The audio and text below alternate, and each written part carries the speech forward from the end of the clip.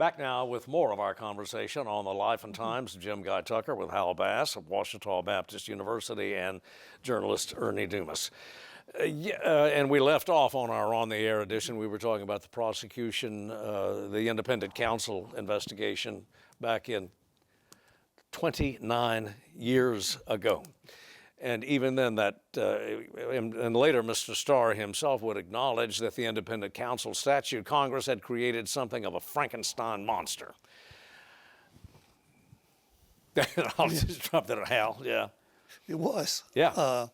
And Tucker got caught up in it. Tucker got caught up in it, and the whole thing was essentially misguided and misdirected, from the get-go. There was no there to start with, and they ultimately convicted him of an offense that wasn't an offense.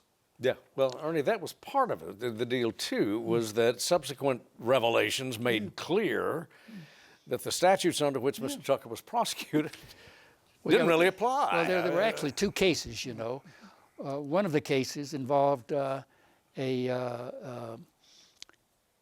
cable television operation. That's what he and Betty got into the cable television business after he... Mrs. Tucker. Mrs. Tucker, that's right, Betty Allworth Tucker, and who was a business partner. She was involved in all of these things with him over the years that became involved in the Whitewater investigation. But he had, well, I forgot where I was going with this, but it was that bankruptcy case, and so they accused him of violating a section of the IRS code, bankruptcy code, but had accused him of that, but never told him in court. They said, well, what part of the IRS code, the tax code, did we violate? And Kenneth Starr wouldn't say. Or Kenneth Starr and his deputies, or a whole bunch of deputies, Brett Kavanaugh, of course, now Supreme Court Justice, was one of them, but they wouldn't say.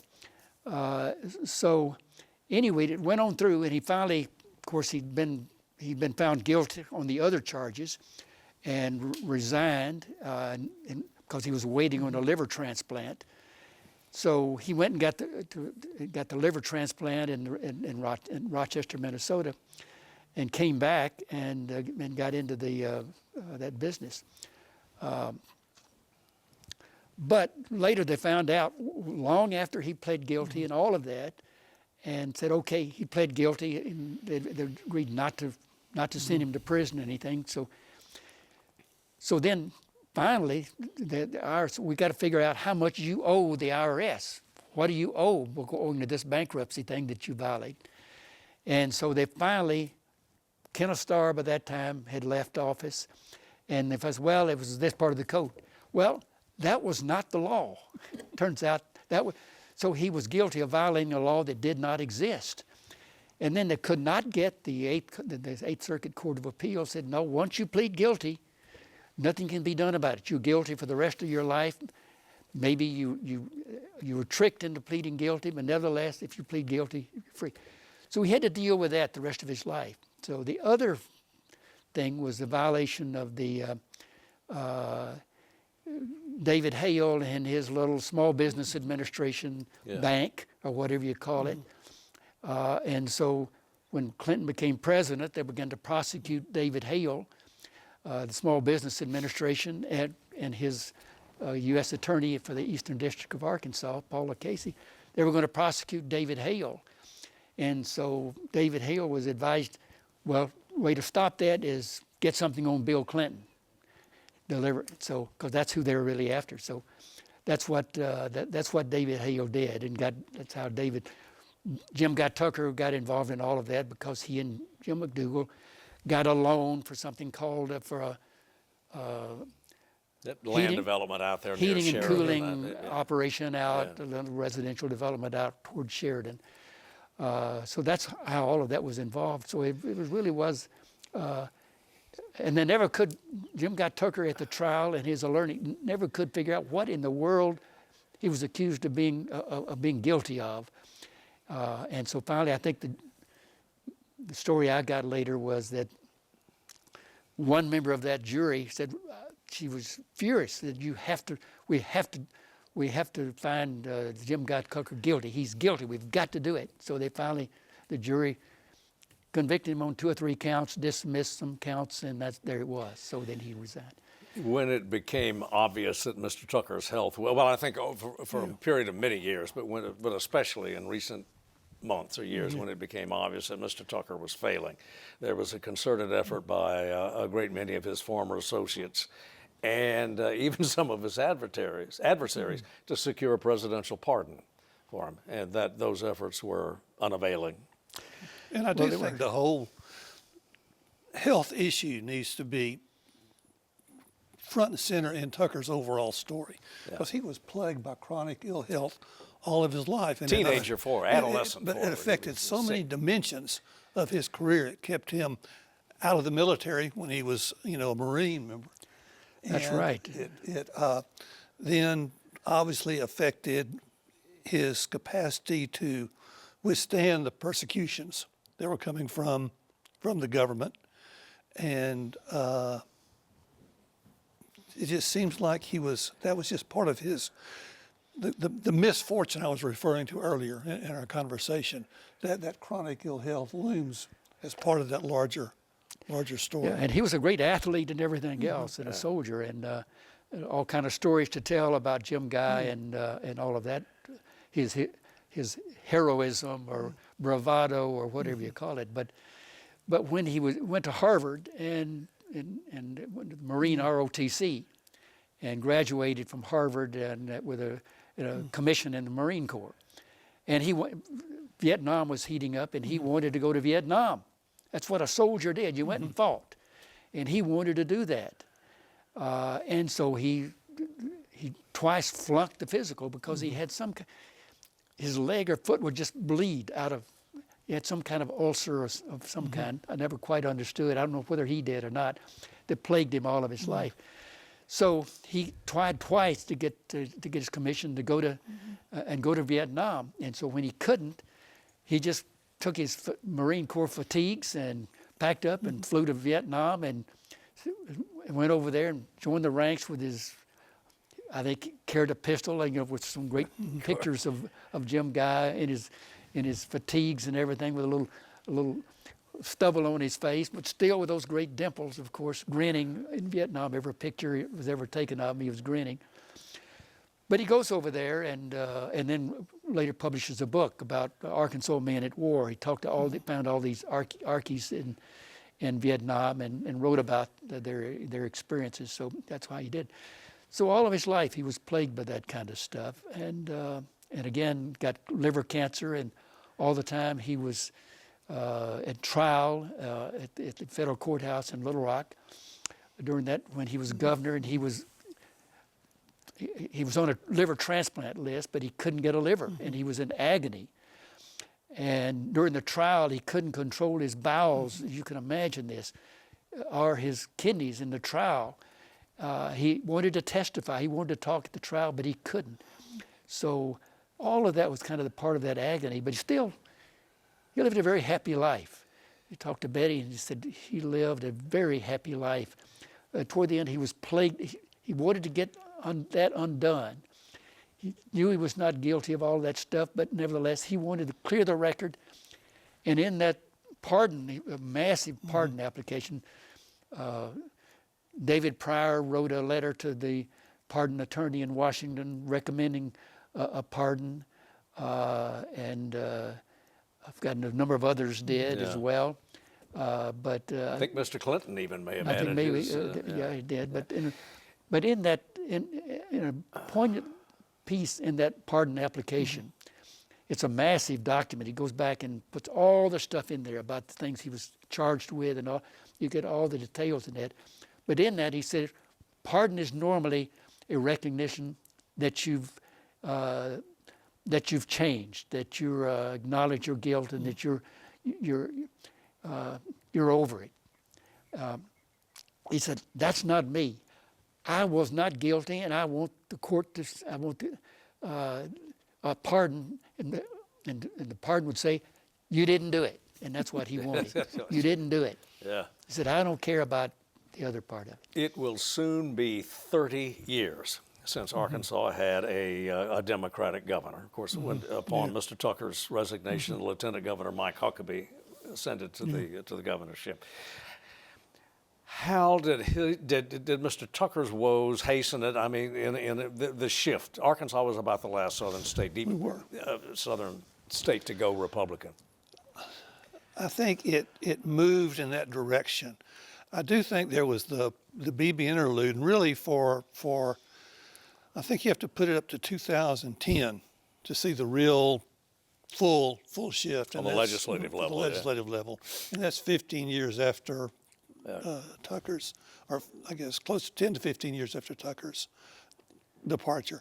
But certainly it gave momentum to the Republicans and dispirited the Democrats. When Tucker's lieutenant governor's office went to Huckabee in the immediate aftermath of Clinton's election, I think that was a very disheartening experience for Arkansas Democrats who didn't see that coming. Yeah. Well, I think the Whitewater episode, when he had to resign, I think had not happened if we hadn't had the Whitewater prosecutions and all of that, he would easily have been reelected in 1998. I don't think there's any doubt about that, and he would have been elected to that second term. And he would have served, I guess, about 9 or something so years. And who knows what would have happened after that. Perhaps he could have been elected to the U.S. Senate. But after that, we had elected 2 U.S. senators after 2000, Right. Mark Pryor and Blanche Lincoln. And they were both defeated some years later. They were defeated after the big event, which was the election of Barack Obama as the Democratic president, and as he became the Democratic Party, a black man named Barack Obama. And so that's when everything switched. The legislature overnight in 2010, 2 years later, the legislature, especially about 2012, had been wiped out. Every Democrat, if you had any hope at all of staying in office, you switched parties. Or if you didn't, you just bowed out. If you didn't, you lost. So everything was, by 2012, no Democrat could be elected anywhere in Arkansas for any office outside Pulaski County, a couple of places in the Delta where you have a majority black vote, and up in Washington County. Pulaski and Washington counties. So that was it. That was the end of the Democratic Party in Arkansas. The successes of the Democratic Party after the 70s really were attributable to the candidates like Bumpers and Pryor and Clinton and Tucker to differentiate themselves from national Democrats. They could talk Arkansas. And that capacity became ineffective after Obama. And it wasn't just Obama. I think that's the big part of it. But so much of it was the nationalization of the news, and the inability to find a distinctive state-based voice for yourself that could separate yourself from the national Democrats. That nationalization was what killed Arkansas Democrats. And of course, Because when you think about it, the last time Arkansas voted for a non-Southern Democrat for president was John Kennedy in 1960. Jimmy Carter. But non-Southern. Oh, no, all right, okay. Lyndon Johnson and I'm sorry, Yeah, Lyndon Lyndon Johnson and Jimmy Carter, that's right. and Bill Clinton. And Bill Clinton, But, that's right. but not Al Gore, Yeah. even. Yeah.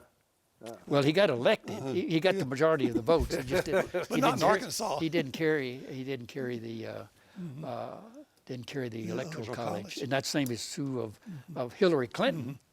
Was elected by the popular vote. She was elected president. She won by 3 million votes over Donald Trump in 2016. But of course, the electoral college is what counts now.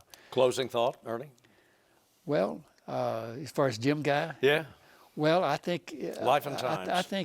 I think he would be pleased with the recognition that he has received after his death.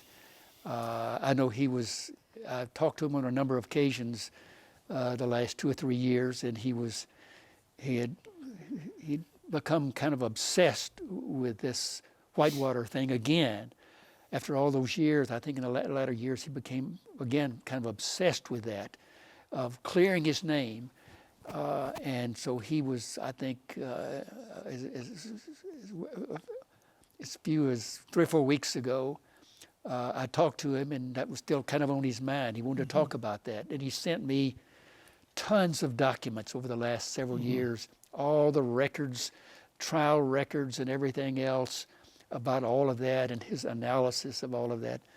But I think the recognition they've got is of what he did, and not of what happened to him in 1996. Yeah. Hal?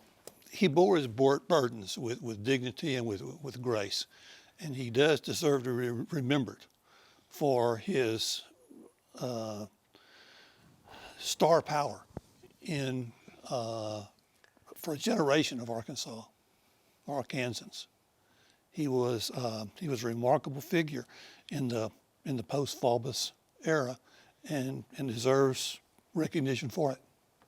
And he was also a kind of champion of Winthrop Rockefeller. Yeah, he was a Democrat for Rockefeller. He was a Democrat for Rockefeller, and of course he went out, broke into the prison, got himself committed to the state Cummins prison, so he could expose some of the crookedness that's going on inside the prison. And Rockefeller found out about it and said, "Get that boy out of there right now. It's all we need is to get a kid killed in the prison. Get him out of there right now." Yeah. And Jim Guy later told me that after Rockefeller was defeated in 1970, and 6 or 7 months later, he drove up to Windrock just to visit with Governor Rockefeller. He said he gets out, he finds Rockefeller sitting out in his yard, grass, planting flowers or something out in his yard up on top of the mountain. And so he sat there for an hour or two sitting on the grass with Winthrop Rockefeller. He was a great admirer of Winthrop Rockefeller. It's worth thinking about what Arkansas politics would have been like had the Rockefeller version of republicanism taken hold. Yeah, there were two great liberal Republicans, and that was Abraham Lincoln and Winthrop Rockefeller. Winthrop Rockefeller, yeah. Got to end it there. Gentlemen, thanks for coming in. Thank you for your thoughts, your recollections. And thank you for joining us.